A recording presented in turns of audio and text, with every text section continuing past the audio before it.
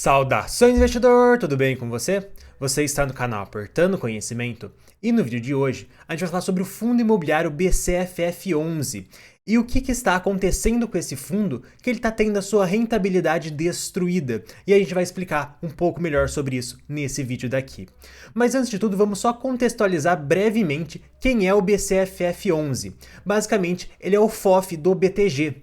E basicamente um FOF, ou um fundo de fundos, é um fundo imobiliário que ele compra cotas de outros fundos imobiliários de modo a eles já ser uma carteira completa, uma carteira pronta para o investidor. E é por conta disso, é por conta dele já ser uma carteira meio que completa por dentro dele, que muita gente, quando começa a investir em fundos imobiliários, opta por começar pelos FOFs, porque aí eles não precisam começar a pensar em diversificação e nada disso, então é muito mais fácil para quem está começando agora investir em fundos imobiliários. Só que na verdade, o que vem acontecendo com o BCFF11? Ele é um FOF já bem antigo, desde 2010, atualmente ele tem 1,8 bilhão de reais de patrimônio, e essa aqui é a cotação dele nos últimos 10 anos. Então, desde 2013 até hoje, essa daqui é a cotação. E só de ver a cotação a gente percebe que não é muito animadora, né? A gente consegue ver aqui uma gigantesca queda, depois uma boa alta, depois uma queda de novo. Você vê uma coisa que não é uma grande valorização de longo prazo, como uma coisa que muitos investidores buscam. E na verdade, quando a gente olha a cotação atual dele, ele vem sendo cotado ali próximo aos R$66, muito próximo da sua mínima histórica, e ele tem um dividend yield de mais de 10% nos últimos 12 meses. Vale lembrar também que ele está descontado frente ao seu valor patrimonial. Ou seja, o BCFF ele investe em vários outros fundos imobiliários. Se você pegar todos esses fundos imobiliários e vender a mercado no valor que eles estão sendo cotados atualmente, esses fundos imobiliários que o BCFF tem, você chega num valor maior do que o valor que ele vem sendo cotado. Se você fizer isso, você vai chegar no valor de R$ 71,90 e ele vem sendo cotado a R$ 66,50. Então aí pode ser uma oportunidade você investir em um fundo imobiliário tipo FOF descontado frente ao seu valor patrimonial, mas não necessariamente isso é uma certeza que você vai ganhar dinheiro. E na verdade, o que vem acontecendo com o BCFF, que é o grande tópico desse vídeo daqui? O mais importante do investidor saber é que esse fundo imobiliário, no longo prazo, ele não bate o IFIX. Ele não tem uma rentabilidade maior do que a média de mercado de fundos imobiliários. E a gente vai discutir nesse vídeo daqui o porquê que isso acontece.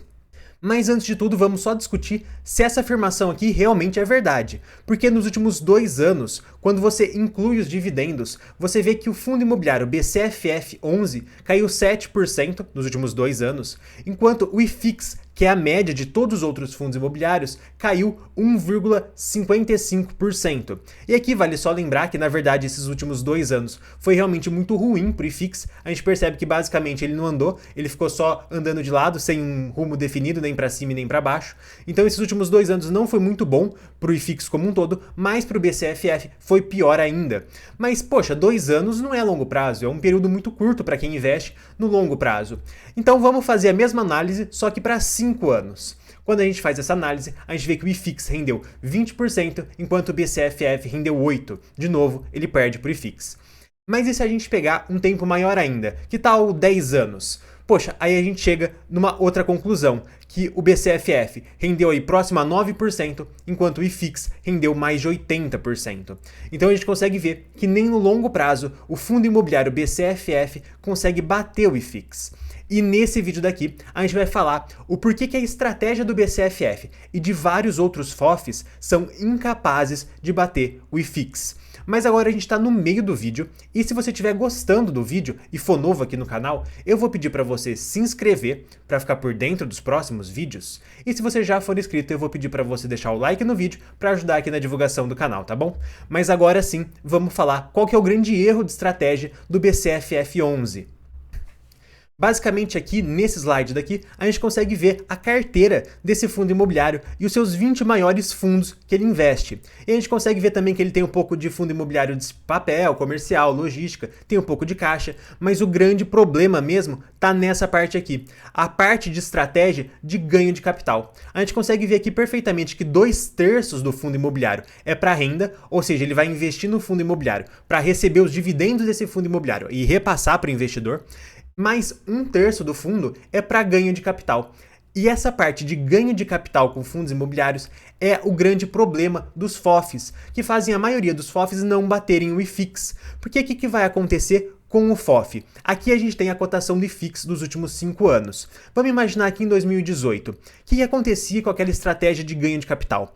Poxa, ele comprava um fundo imobiliário aqui embaixo e ele conseguia vender aqui em cima e distribuir um ganho de capital. Porque aqui todas as cotas dos fundos imobiliários, sendo eles bons ou ruins, estavam subindo. Porque é muito comum isso acontecer em mercados de alta. Então, durante todo esse período daqui, ele foi comprando e vendendo cotas e gerando esse ganho de capital aqui adicional. Ele conseguia comprar um fundo imobiliário a R$100 e vender a 102, 103 no mês seguinte, por exemplo. Isso aconteceu durante todo esse período aqui. Só que o que foi acontecendo com esse fundo? Quando ele chegou mais ou menos aqui, as coisas começaram a não estar tão boas assim para fundos imobiliários. A cotação começou a cair e desde então ela está de lado, ela está parada. Então o que aconteceu com essa parte de ganho de capital? Ela simplesmente parou.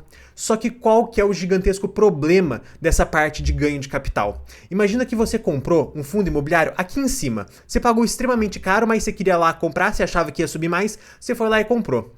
Você pode vender esse fundo imobiliário com prejuízo? Sim, você pode. Só que esse prejuízo ele tem que ser compensado pelo rendimento. Então, se você tiver, por exemplo, um rendimento de 50 centavos por cota e um prejuízo com uma venda de 10 centavos por cota, você só pode distribuir no fim do mês 40 centavos por cota. Mas se você não assumir esse prejuízo, se você comprou esse fundo imobiliário a um preço completamente errado lá em cima e você ficar segurando por anos e anos e anos até a cotação voltar para esse preço e você conseguir vender no 0 a 0 ou até com um pouco de lucro, então você não precisa abater do rendimento esse prejuízo que você tem.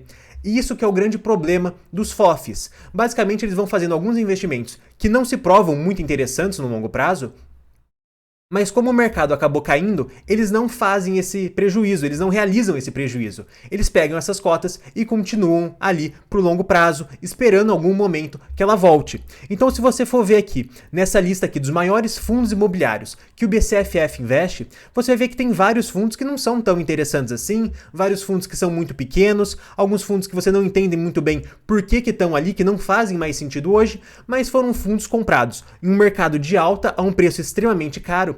E o BCFF ele poderia até vender esses fundos imobiliários, mas aí ele teria que diminuir os rendimentos para fazer essa compensação do prejuízo, o que para o BCFF, na visão dele, não é muito interessante. E esse que é o grande problema dos FOFs. Basicamente, os FOFs que buscam um ganho de capital vão colocando um monte de tranqueira dentro da carteira ao longo dos anos e aí acabam virando um grande Frankenstein que não bate a média de mercado, porque os fundos que ele tem em carteira acabam que não são bons. Porque os fundos bons que ele comprou nessa região aqui, ele já vendeu porque acabaram subindo. Os que ele comprou e não eram tão bons assim, acabaram não subindo tanto, agora estão no prejuízo, ele vai deixando em carteira e vai tentar resolver isso mais pra frente. E esse que é o grande ponto principal desse vídeo de hoje.